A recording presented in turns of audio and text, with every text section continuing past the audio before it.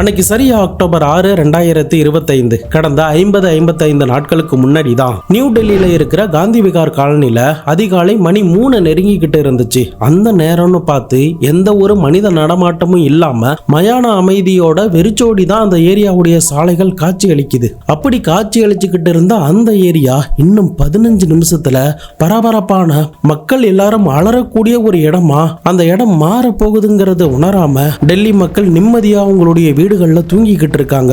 நான் சொன்ன மாதிரி அடுத்த 15வது நிமிஷத்துல அதே காந்தி விகார் காலனியில இருக்கிற ஒரு அபார்ட்மெண்டோடைய 4th ஃப்ளோர்ல இருந்து, முக்கியமா பிளாட் நம்பர் E60 என்ற பிளாட்ல இருந்து திடீர்னு ஏதோ வார்ம் லைட்டோட வெளிச்சம் தெரியற மாதிரி தெரிஞ்சிருக்கு. அதே சமயம் அக்கம் பக்கத்துல இருந்தவங்களுக்கும் என்னடா இந்த வெளிச்சம் கொஞ்சம் புதுசா இருக்கு, அதுவும் இந்த நேரத்துல இந்த மாதிரி நம்முடைய கண்ணுல வந்து படுதே அப்படின்னு தான் தூங்கிக்கிட்டு இருந்த சில பேருக்கு தெரிஞ்சிருக்கு. இதை தவிர அந்த வெளிச்சத்தோட கொஞ்சம் வெப்பமும் அது கூட இன்னும் புகையும் சேர்ந்து வர ஆரம்பிச்சதும் தான் உடனடியா அங்க இருந்த மக்கள் எல்லாரும் பதறி அடித்தபடி வெளியில ஓடி வந்து பாக்குறாங்க. அப்போதான் அந்த பிளாட் நம்பர் E60ல இருந்து பயங்கரமான தீ அந்த வீட்டுக்குள்ள பரவி எரிஞ்சுக்கிட்டு இருக்கு அப்படின்னும் அது இன்னொரு பிளாட்டுக்கு பரவறதுக்கு சான்ஸ் இருக்கு அப்படிங்கிறத உணர்ந்து கொண்டு பரபரப்பா அக்கம் பக்கத்துல இருந்த எல்லாருமே இன்னும் சில பேரை எழுப்ப ஆரம்பிச்சிருக்காங்க. அந்த தீயை அணைக்க முடியுமா அப்படின்னு கூட பார்த்திருக்காங்க. அட் த சேம் டைம் அந்த பிளாட்டோடைய ஓனரும் கிரவுண்ட் ஃப்ளோர்ல தான் தங்கியிருக்காருங்கிறதுனால உடனடியா அந்த ஓனரான அமித் கிட்ட இந்த தகவலை கொடுக்கறாங்க. அவருமே சம்பவ இடத்துக்கு தன்னுடைய அம்மாவை அழைச்சிக்கிட்டு மேல போய் பார்க்கறாரு. ஆனா அங்க தீயோடைய அளவு ரொம்ப அதிவேகமா இருந்திருக்கு. இதனால அதே பிளாட்ல இருக்கிற ஒரு கான்ஸ்டபிள் அழைச்சிட்டு போயிட்டு அந்த வீட்டை உடைச்சிட்டு உள்ள போக முடியுமான்னு முயற்சி பண்ணி பார்க்கறாங்க. பட் அந்த நேரம்னு பார்த்து எரிந்து கொண்டு இருக்கிற தீ பயங்கரமா இருக்கிற அந்த வீட்டோடைய வாசல்ல இருக்கிற இரும்பு கேட்டு உள் பக்கமா தாப்பா போட்ட நிலையில இருக்கு. அதையுமே இவங்க எப்படியோ உடைச்சிட்டு உள்ள போறாங்க. பட் அவங்களால அந்த வீடே அடைக்கப்பட்ட நிலையில இருந்ததுனாலையும் புகை அந்த வீட்டுக்குள்ள பயங்கரமா சுத்தி கண்ணே தெரியாத அளவுக்கு இருந்ததுனாலையும் அவங்களால மேற்கொண்டு மூச்சு விட முடியாததுனாலையும் வேக வேகமா அந்த வீட்டுக்குள்ள இருந்து மறுபடியுமே வெளியில படிக்கட்டுக்கிட்ட வந்திருக்காங்க.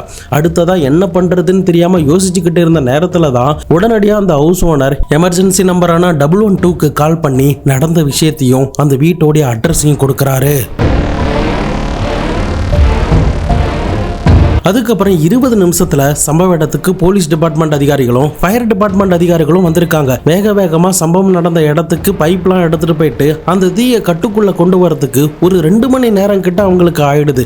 அதுக்கப்புறம் தான் நிலைமை எல்லாமே சீராக ஆரம்பிச்சு ஃபாரன்சிக் இன்வெஸ்டிகேட்டர், இந்த ஃபயர் இன்வெஸ்டிகேட்டர், இதை தவிர போலீஸ் ஆஃபீஸர் அப்படின்னு எல்லாருமே சம்பவ இடத்துக்குள்ள போயிட்டு அந்த இடத்த செக் பண்ணி பார்க்கும்போது தான் கிச்சன் கிட்ட கருகின நிலையில ஒரு மனிதனுடைய சடலத்தை மீட்டெடுக்கிறாங்க.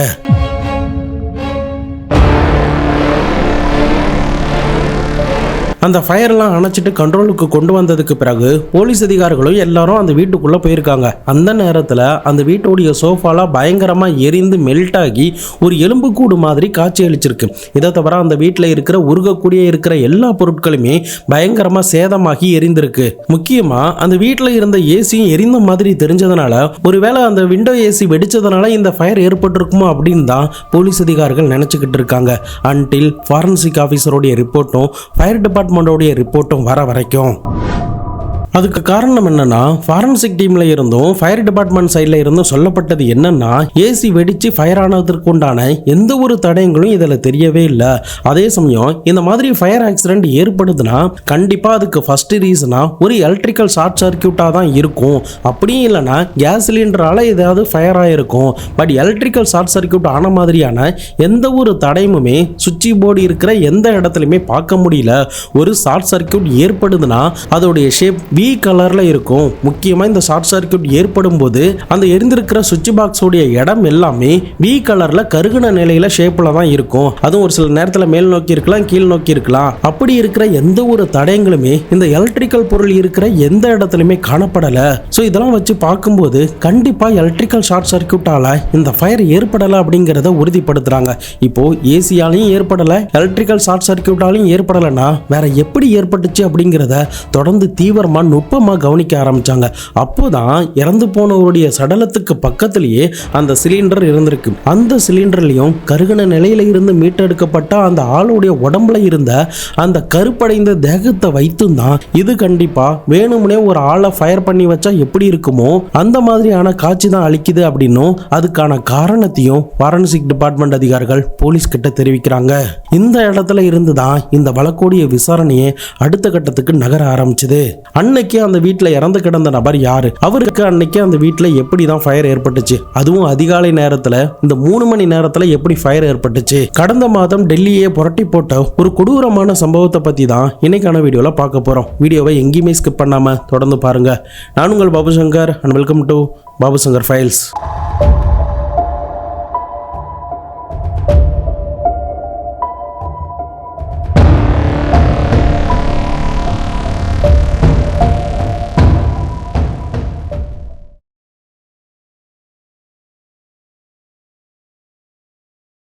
நம்ம சேனலில் வர வீடியோஸ்லாம் உங்களுக்கு பிடிச்சிருந்ததுன்னா மறக்காமல் லைக் பண்ணி பாருங்கள். அப்போ தான் நம்ம சேனலை ரெகுலராக பார்க்குறவங்களுக்கு மறுபடியுமே ரெக்கமெண்டில் இந்த வீடியோஸ் போகும். உண்மையான கிரைம் கதைகளை கேட்க விருப்பம் உள்ளவர்களுக்கும் கண்டிப்பாக இது போய் ரெக்கமெண்ட் ஆகும். ஸோ எனக்காக இந்த லைக் மட்டும் பண்ணிங்கன்னா கண்டிப்பாக அது எங்கள் டீமுக்கும் எனக்கும் பயங்கர சப்போர்ட்டாக இருக்கும்.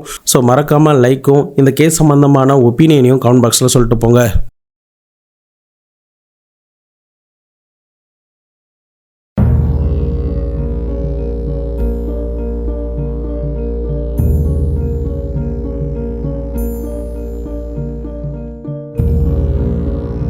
அந்த வீட்டுக்குள்ள எப்படி ஃபயர் ஆனுச்சு, அந்த ஃபயர் ஆனதை வேறு ஒரு ஆள் தான் ஃபயர் பண்ணியிருக்காங்க அப்படிங்கிறத எப்படி போலீஸும் ஃபாரன்சிக் ஆஃபீஸரும் ஃபயர் டிபார்ட்மெண்ட்டும் கண்டுபிடிச்சாங்க அப்படிங்கிறத பார்க்கறதுக்கு முன்னாடி இந்த வீட்டில் தங்கியிருந்த ஆளை பற்றி பார்த்துடலாம். இந்த வீட்டில் தங்கியிருந்த ஆளுடைய பெயர் ராம்கேஷ் மீனா. இவருக்கு 32 வயதாகுது. இவருடைய சொந்த பூர்வீகம் ராஜஸ்தான் மாநிலம். யூபிஎஸ்சி எக்ஸாமுக்கும் ப்ரிப்பேர் பண்ணிக்கிட்டு பிரைவேட் கம்பெனியில் ஜாப்ஸுக்கும் ட்ரை பண்ணிக்கிட்டு இருக்காரு. ஸோ நல்லா படித்து IAS IPS ஆஃபீஸர் ஆகணும் அப்படிங்கிறது தான் இந்த ராம்கேஷ் மீனாவுடைய பெரிய ட்ரீம் இருந்திருக்கு.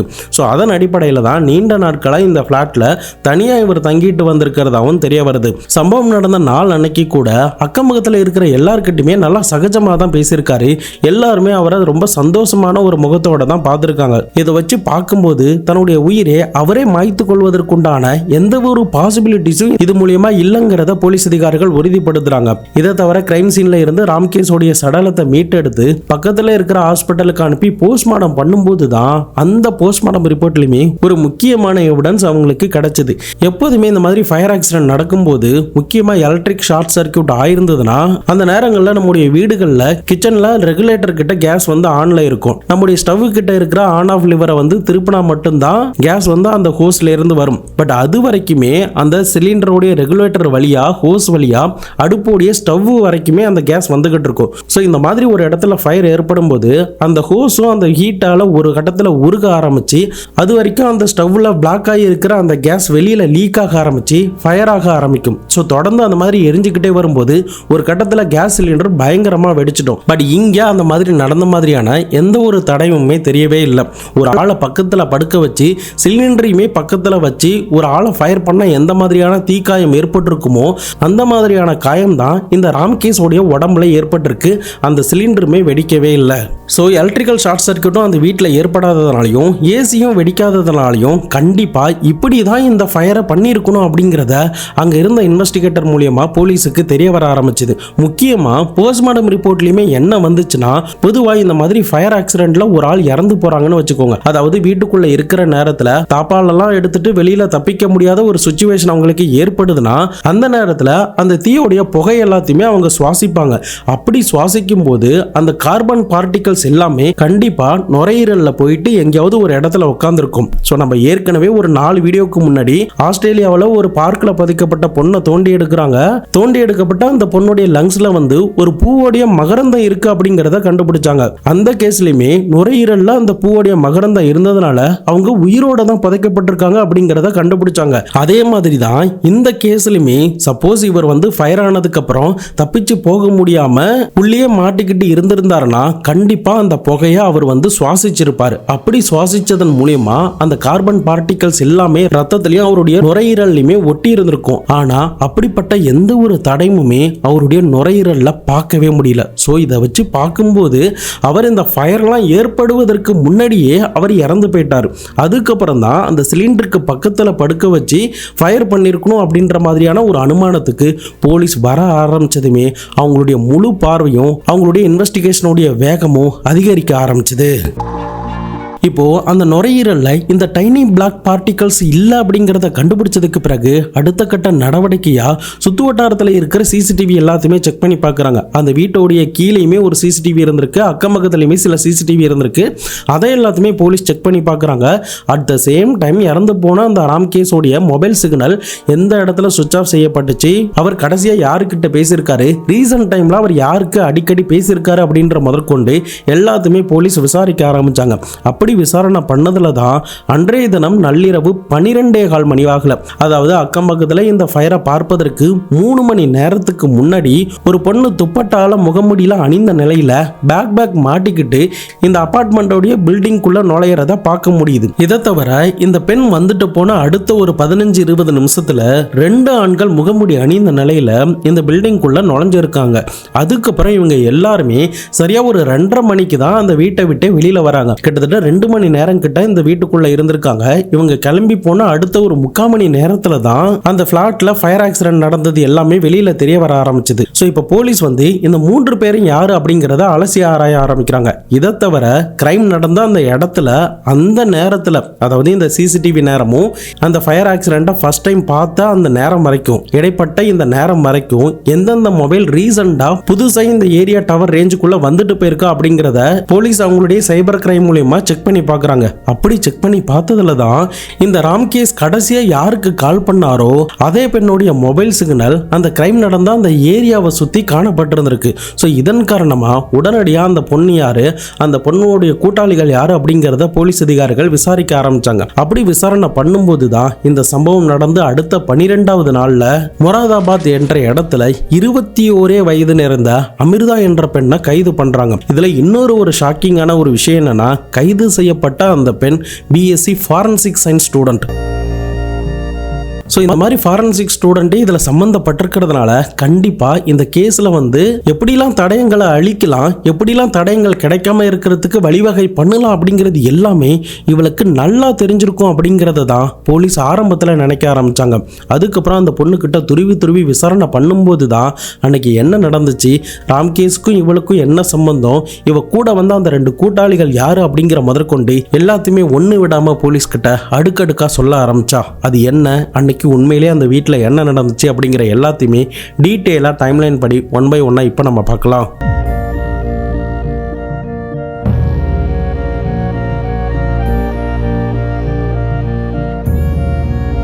இந்த சம்பவம் நடப்பதற்கு சரியா 5 மாதத்துக்கு முன்னாடி இதே நியூ டெல்லி காந்தி விகார் காலனி தான். ராம்கேஸ் மீனா ராஜஸ்தான்ல இருந்து இந்த வீட்டில் ரொம்ப நாட்கள் தங்கி இந்த யூபிஎஸ்சி எக்ஸாம் படிச்சுக்கிட்டு இருந்த நேரத்தில் வேற ஏதாவது ஜாப் கிடைக்குமா அப்படின்னு சொல்லிட்டு சில பிரைவேட் கம்பெனியில் இன்டர்வியூலாம் அட்டன் பண்ணிக்கிட்டு தான் இருந்தான். அந்த நேரத்தில் ஒரு இன்டர்வியூ அட்டன் பண்ணும்போது தான் மே மாதம் 2025 அந்த இன்டர்வியூ நடக்கிற இடத்துல தான் இந்த அமிர்தாவை இவன் பார்த்துருக்கான். இந்த பொண்ணுக்கு 21 வயது, இந்த பையனுக்கு 32 வயது. பட் இருந்தாலுமே இவங்க 2 பேரும் அந்த நேரத்தில் பேசிக்க ஆரம்பிச்சு ஒருத்தர் நம்பர்லாம் எக்ஸ்சேஞ்ச் பண்ணியிருக்காங்க. அதுக்கப்புறம் டெய்லியும் சேட் பண்றது, அவங்களுடைய சேட்டோடைய நேரம் ரொம்பவே அதிகமாகிறது அப்படின்னு தன்னுடைய முழு கான்சன்ட்ரேஷன் எல்லாமே படிப்புல இருந்து விலகி இந்த பொண்ணுகிட்ட பேசுறதுல மட்டும்தான் கான்சன்ட்ரேஷன் எல்லாமே போயிருக்கு. அதுக்கப்புறம் இந்த ராம்கேஸ் அந்த பொண்ணை ஒரு காஃபி ஷாப்புக்கு கூப்பிடுறான். அதன் பிறகு 2 பேரும் அடிக்கடி வெளியில போறது, டேட் பண்றது அப்படின்னு ஒரு 3 மாசத்துக்குள்ளேயே ஒரு லவ் ரிலேஷன்ஷிப்புக்குள்ள போயிடுறாங்க. இதை தவிர ஒரு முக்கியமான ஒரு விஷயம் என்னன்னா, அதே அந்த அமிர்தாவை 3 மாசத்துல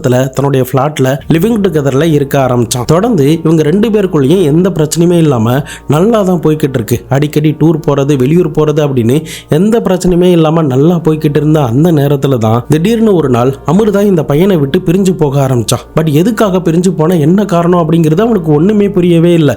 முந்தா நாள் வரைக்கும் நம்ம கூட இருந்தவ இன்னைக்கு நான் வேண்டாம் அப்படின்னு சொல்லி கிளம்பி போறாளே அப்படின்ற ஒரு ஆதங்கம் இந்த ராம்கேஸுக்கு ஏற்பட ஆரம்பிச்சது. இதன் காரணமா அந்த பொண்ணு கிட்ட ஏன் போற, எதுக்கு போற அப்படின்னு சொல்லி கேட்கும்போது தான் சில முக்கியமான ஒரு விஷயம் அவனுக்கு தெரிய வர ஆரம்பிச்சது. அது என்னன்னா, இந்த ராம்கேஸை காதலிக்கிறதுக்கு முன்னாடி சரியா 1.5 வருஷத்துக்கு முன்னாடியே இந்த பொண்ணு அவங்களுடைய மொத்த ஃபேமிலியுமே பிரிந்து தனியாக தான் வாழ்ந்துகிட்டு வந்திருக்காங்கிறது தெரியுது. அதை விட இன்னொரு முக்கியமான ஒரு விஷயம் என்னன்னா, இந்த பொண்ணுக்கு சுமித் அப்படின்ற ஒரு பையன் கூட காதல் இருந்திருக்கு. அந்த சுமித்தை பத்தி சொல்லணும்னா, அவன் கேஸ் ஏஜென்சி வச்சு நடத்திக்கிட்டு வரான். அது கூட இவனுக்கு கல்யாணமாக்கி ஒரு குழந்தையுமே இருக்காங்க. பட் இது எல்லாமே தெரிந்தும் தான் அமிர்தா அந்த பையனை காதலிக்க ஆரம்பிச்சாங்க. 2 பேரும் இந்த சீக்ரெட்டான லைஃப்ல இருந்தாங்க. பட் இது எல்லாமே ஒரு கட்டத்தில் அமிர்தாவுடைய குடும்பத்துக்கு தெரிய வர ஆரம்பிச்சதும் அந்த பொண்ணை கடுமையா திட்ட ஆரம்பிச்சாங்க. இதனால தன்னுடைய அப்பா அம்மாவை எதிர்த்து இந்த பொண்ணை வீட்டை விட்டு வெளியில ஓடி வந்துட்டான். இன்னொரு பக்கம் சுமித்தோடைய மனைவிக்கு இந்த விஷயம் தெரிய வந்துட்டதுனால 2 பேரும் பிரேக்கப் பண்ணி இருந்திருக்காங்க. அதன் பிறகுதான் தனியாவே இந்த பொண்ணு தங்கியிருந்து சில வேலைகளை பார்க்கறது அப்படின்னு சொல்லிட்டு அவங்களுடைய நாட்களை நகர்த்திக்கிட்டு இருக்காங்க. அப்போதான் ஒரு பிரைவேட் கம்பெனி ஜாப் இன்டர்வியூஸ்ல இந்த ராம்கேஸை பார்த்துருக்காங்க. பட் ஆரம்பத்தில் இந்த ராம்கேஸ்க்கும் இவங்களுக்கு எந்த பிரச்சனையுமே இல்லாம அவங்களுடைய நாட்கள் போய்கிட்டு இருந்த அந்த நேரத்துல தான் யதார்த்தமா ஒரு நாள் தன்னுடைய பழைய காதலனான சுமித்தை இந்த பொண்ணு பார்த்திருக்கா. பார்த்ததுமே பழைய மெமரிஸ்லாம் அவளுக்கு ஞாபகம் வர ஆரம்பிச்சதும் மெல்ல மெல்லமா இந்த சுமித் கூடிய இன்னும் அட்டாச்மெண்ட் ஆகி அவங்க 2 பேரும் ஒரு வீட்டுல தங்குற அளவுக்கு போயிருந்திருக்காங்க. இதன் காரணமா தான் இந்த ராம்கேஸ் கிட்ட இது எல்லாத்தையுமே சொல்லி அவங்க கிட்ட பிரேக்கப் பண்ணிக்கலாம் அப்படின்னு சொல்லிட்டு தான் இந்த பொண்ணு வெளியில வந்திருக்கா. பட் அதை எதையுமே இந்த ராம்கேஸால ஏத்துக்கவே முடியல. எப்படியாவது அவளை தன்னுடைய லைஃப்ல மறுபடியும் கொண்டு வந்துடணும் அப்படின்ற ஒரு எண்ணம் மட்டும்தான் இவனுடைய மைண்ட்ல ஓடிக்கிட்டே இருக்கு. அதுக்கு என்ன வேணாலும் பண்ணலாம், என்ன எக்ஸ்ட்ரீமுக்கு வேணாலும் போகலாம் அப்படின்னு யோசிக்க ஆரம்பிச்சிட்டான். இதன் காரணமா தான் ஒரு சீப்பான விஷயத்த ஒரு வெப்பனாவே இவன் மாத்த ஆரம்பிச்சான். இவங்க 2 பேரும் அடிக்கடி வெளியில டூர்லாம் போவாங்கன்னு சொன்னல, அந்த நேரத்துல இந்த பொண்ணுக்கு இவன் கூட மட்டும்தான் ரிலேஷன்ஷிப் இருந்திருக்கு. அதனால முழுக்க இவனை நம்பி இருக்காங்க. அப்போ இவன் நம்ம ஒன்னா இருக்கிறத வீடியோ எடுக்கலாமான்னு கேட்டிருக்கான். அந்த பொண்ணுமே எந்தவித ஆட்சேபனையும் தெரிவிக்காம எடுத்துக்கோ அப்படின்னு சொல்லியிருக்காங்க. ஸோ அந்த நேரத்துல தான் இவன் தூரத்துல ஒரு இடத்துல தன்னுடைய மொபைலை வச்சு வீடியோ ரெக்கார்ட் பண்ண ஆரம்பிச்சிட்டான். இவங்க 2 பேரும் இன்டிமேட்டா இருக்கிற எல்லாத்தையுமே ஷூட் பண்ணி இருந்திருக்கான். ஸோ அதுக்கப்புறம் அது எல்லாத்தையுமே பார்த்து ரசிக்கிறது தான் இவங்க 2 பேருடைய வேலையாகவும் இருந்திருக்கு. பட் இவங்க கிட்ட இப்படி ஒரு விஷயம் இருக்கு அப்படிங்கிறது அந்த பொண்ணுக்குமே தெரியும். பட் இதை வச்சு அவன் எதுவும் நம்மளை பிளாக்மெயிலாம் பண்ண மாட்டான்னு தான் நினைச்சிருக்காங்க. ஆனா அந்த பொண்ணு விலைக்கு போனதுமே இதை வச்சு நம்ம ஏன் அவளை மிரட்டி மறுபடியுமே நம்முடைய லைஃப்ல வர வைக்க முடியாது அப்படின்னு தோண ஆரம்பிச்சு ஒரு சைக்கோ மாதிரி அந்த பொண்ணை மிரட்ட ஆரம்பிச்சிட்டான். அந்த பொண்ணு தான் போயிட்டா, அந்த பொண்ணை பத்தி தெரிஞ்சிருச்சு, இதுக்கப்புறம் நம்ம ஏன் அப்படின்னு சொல்லிட்டு இவன் தன்னுடைய லைஃபை பார்க்க ஆரம்பிச்சு அங்கேயே இவன் தப்பிச்சு போயிருக்கலாம். பட் வேணும்னே இவனாவே வாண்டடா போயிட்டு அந்த புதகுழியில போயிட்டு விழுந்துட்டான். ஸோ அந்த நேரத்தில் அந்த பொண்ணை மிரட்டும் போது அந்த பொண்ணுமே இதெல்லாம் வேண்டாம், நான் டீசெண்டா தானே உன்னை விலைக்கு போனேன், அதனால இதை வச்சுக்காத, இதை டெலீட் பண்ணிடு அப்படின்னு சொல்லியிருந்திருக்காங்க. ஆனால் அதெல்லாம் முடியாது, நீ என் கூட மறுபடியும் ரிட்டர்ன் வரலன்னா நான் இதை சோஷியல் மீடியாலாம் போட்டுருவோம் அப்படின்னு மிரட்ட ஆரம்பிச்சிட்டான்.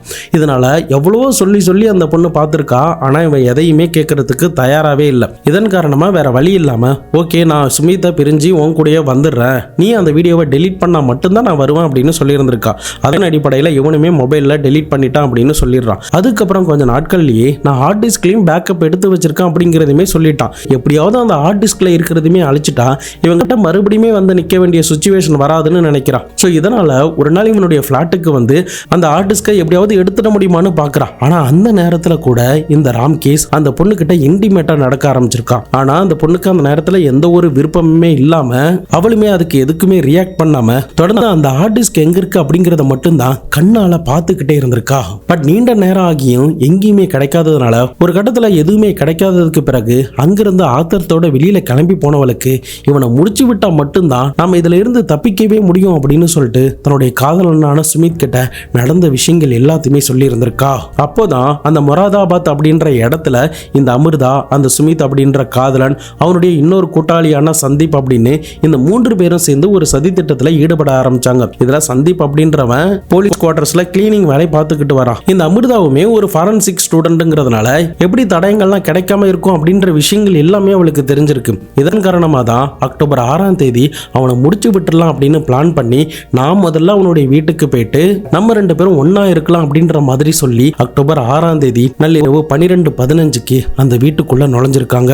அமிர்தா அந்த வீட்டுக்குள்ள நுழைஞ்சதுமே காஞ்ச மாடு புல்லுல ஏறின மாதிரி அந்த பொண்ணை உடனடியாக ஹக் பண்ணி இன்டிமேட்டா நடக்க ஆரம்பிச்சான். பட் ரிலாக்ஸா அந்த அமிர்தா என்ன சொல்றானா, நாம இன்னைக்கு கொஞ்சம் ஃபேண்டசியா ட்ரை பண்ணலாம், அதுவும் உன்னுடைய கை கால்கள்லாம் கட்டி போட்டு ஒரு வித்தியாச வித்தியாசமா இங்கிலீஷ் படத்துல வர மாதிரி ட்ரை பண்ணா நல்லா கிக்கா இருக்கும், அந்த மாதிரி நம்ம ட்ரை பண்ணலாம் அப்படின்னு இந்த அமிர்தா சொல்லி இருந்திருக்கா. பட் இதை கேட்டதுமே அவனுக்குமே அது பிடிச்சு போனதுனாலையும் அது எப்படி இருக்குங்கிறத எக்ஸ்பீரியன்ஸ் பண்ணி பார்க்கணும்னு அவனுக்குமே ஆசை இருந்ததுனால அவ சொன்ன எல்லாத்துக்குமே ஒத்துக்கொள்ளவும் செய்யறான். ஸோ அதன் அடிப்படையில தான் பெட்டுக்கு பின்னாடி இருக்கிற ஜன்னல் கிட்ட இவனுடைய கையை கட்டிட்டு காலையுமே கட்டில்ல கட்டி விட்டு இருந்திருக்கா.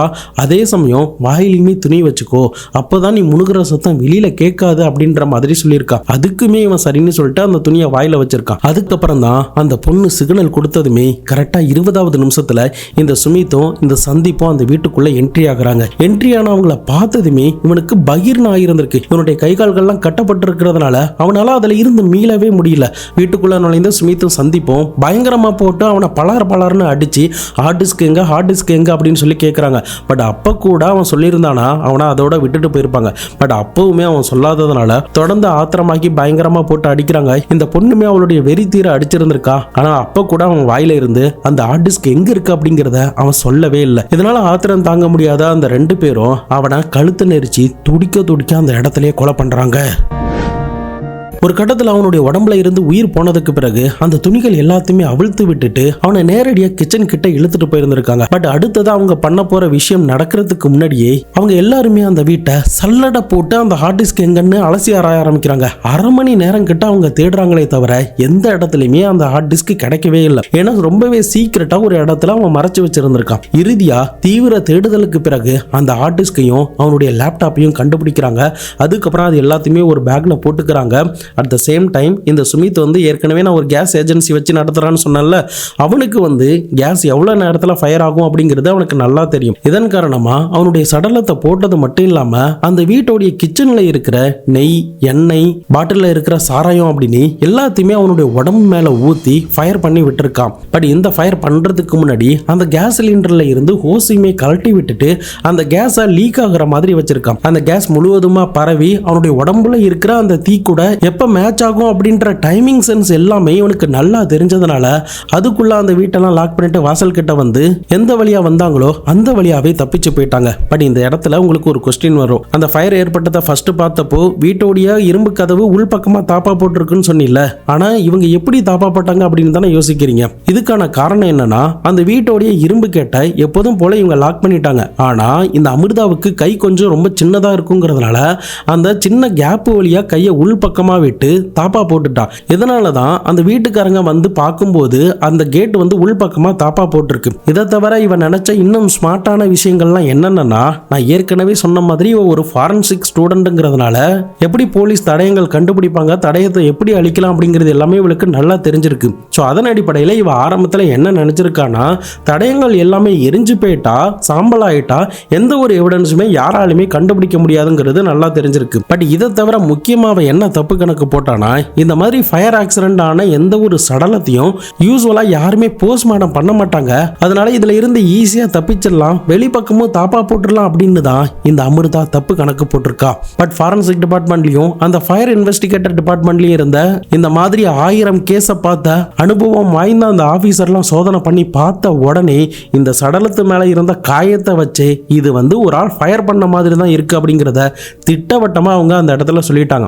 ஏன்னா அந்த ராம்கேஸ் மேல ரொம்ப கருகன நிலையில காயம் இருந்துச்சு, டீப்பான காயம் இருந்துச்சு. ஸோ இதன் காரணமாக தான் அந்த இடத்துல அவங்களுக்கு இது ஒரு ஆள் ஃபயர் பண்ணியிருக்கணும் அப்படிங்கிறது தோண ஆரம்பிச்சிட்டு, ஒருவேளை அந்த ஃபயர் இன்வெஸ்டிகேட்டரும் ஃபாரன்சிக் ஆஃபீஸரும் இந்த விஷயத்தை போலீஸ் கிட்ட சொல்லனா இவன் நினைச்ச மாதிரி போஸ்ட்மார்டமே பண்ணியிருக்க மாட்டாங்க. போஸ்ட்மார்டம் பண்ணதுல தான் ராம்கேஸ் உடைய நுரையீரல்ல எந்த ஒரு டைனி பிளாக் பார்ட்டிகல்ஸ் இல்லைங்கிறத கண்டுபிடிச்சதுக்கு பிறகுதான் இவர் ஃபயர் ஆகிறதுக்கு முன்னாடியே இறந்து போயிட்டாரு அப்படிங்கிற ஒரு விஷயத்த போலீஸ் அதிகாரிகளும் மற்ற ஆபீசருமே கணிக்க ஆரம்பிச்சாங்க. இல்லைன்னா கண்டிப்பா இவளை பிடிச்சிருக்கவே முடியாது, இவன் நினைச்ச மாதிரி இவளுடைய பிளானிங்ல சக்சஸ் ஆயிருப்பா. இறுதியாக இவளுடைய ஸ்டேட்மெண்ட் எல்லாத்தையுமே போலீஸ் அதிகாரிகள் கேட்டதுக்கு பிறகு அடுத்தடுத்த நாட்கள்ல சந்தீப், சுமித் அப்படின்னு 2 பேருமே கைது பண்ணி ஜெயில அடைச்சிருக்காங்க. தற்போதைக்கு இந்த வழக்கு நடந்துகிட்டு இருக்கு. அடுத்து இவர்களுக்கு என்ன தண்டனை கிடைக்க போகுது அப்படிங்கிறத பொறுத்திருந்து நம்ம பார்க்கலாம். ஓகே, இப்போ இந்த கேஸ் ஒரு பக்கம் இருந்தாலும் இந்த கேஸில் யார் ரைட்டு யார் தப்பு அப்படிங்கிறத நம்மளால சொல்லவே முடியாது. என்னை பொறுத்த வரைக்கும் 2 பேருமே தான் தப்பு பண்ணியிருக்காங்க. பட் இதில் வந்து ராம்கேஸ் வந்து மேற்கொண்டு இந்த மாதிரி மிரட்டலில் ஈடுபடாமலும் அந்த பொண்ணை ட்ரிகர் பண்ணாமலும் இருந்திருந்தா கண்டிப்பாக இவனால் உயிரோட இருந்திருக்க முடியும். அதுக்குன்னு இந்த அமிர்தா பண்ணதை நான் சரின்னு சொல்லவில்லை. அவளுமே முடிஞ்ச அளவுக்கு ஏதோ ஒரு ஹனி ட்ராப் மாதிரியாவது பண்ணியாவது அவங்ககிட்ட இருந்து அந்த ஹார்ட் டிஸ்கை வாங்கியிருந்து இந்த பிரச்சனையில இருந்து அவங்க மீண்டு போயிருந்திருக்கலாம். பட் அதையுமே அவள் பண்ணவே இல்லை. எங்கேயோ பண்ற ஒரு சின்ன தவறான விஷயம், எங்கேயோ பண்ற ஒரு சின்ன தவறான முடிவு எப்படிலாம் ஆபத்துல கொண்டு போய் சேர்க்குது அப்படிங்கிறத பார்த்துக்கோங்க. ஸோ இந்த மாதிரியான விஷயத்துல தப்பிக்கணும்னா இந்த மாதிரியான ஆக்டிவிட்டீஸ்ல ஈடுபடாம இருக்கிறது தான் பெட்டர்னு நான் சொல்லுவேன். இந்த கேஸ்ல இன்னொரு ஒரு ட்விஸ்ட் என்னன்னு தெரியுமா? இறந்து போனால இந்த ராம் கேஸ், இந்த ராம் கேஸ் உடைய ஹார்ட் டிஸ்கை இந்த அமிர்தா கிட்ட இருந்து போலீஸ் வந்து மீட்டெடுத்தாங்க. மீட்டெடுத்து டெலீட் செய்யப்பட்ட எல்லா ஃபைலையுமே பேக்கப் எடுத்து பார்க்கும்போது தான் அமிர்தாவை தவிர இன்னும் 15 பெண்களுடைய வீடியோ அந்த ஹார்ட் டிஸ்க்ல இருந்திருக்கு. ஸோ 15 பெண்கள் கிட்டையுமே இவன் பழகி இந்த மாதிரி வீடியோஸ்லாம் எடுத்திருக்கான் அப்படிங்கிறதே போலீஸ் அதிகாரிகளுக்கு அப்பதான் தெரிய வருது. பட் அந்த பெண்கள்லாம் யாரு, அவங்களுடைய டீட்டெயில்ஸ் என்ன அப்படிங்கிற எதையுமே அபிஷியலா வெளியிடவே இல்லை. தான் நல்லா படிச்சு ஒரு IAS ஆகணும், ஒரு IPS ஆகணும் அப்படின்னு ஆசைப்பட்ட இவனுக்கு இந்த மாதிரியான கேவலமான எண்ணங்களும் புத்தியும் இருந்ததுனால அவனுடைய லைஃபை அவனே முடிச்சுக்கிட்டான்னு தான் சொல்லணும். அமிர்தாவுமே தன்னுடைய லைஃப்ல எடுத்த இந்த கேவலமான முடிவுகள்னால அவளுமே இன்னைக்கு பாதிக்கப்பட்டு அவருடைய இந்த இளமை காலம் எல்லாமே ஜெயிலில் தான் போய் நாசமாக போகுது. நீங்க இந்த கேஸை பத்தி என்ன நினைக்கிறீங்க அப்படிங்கிறதையும் உங்களுடைய கருத்துக்கள் என்ன அப்படிங்கிறதையும் மறக்காம கமெண்ட் பாக்ஸ்ல சொல்லிட்டு போங்க.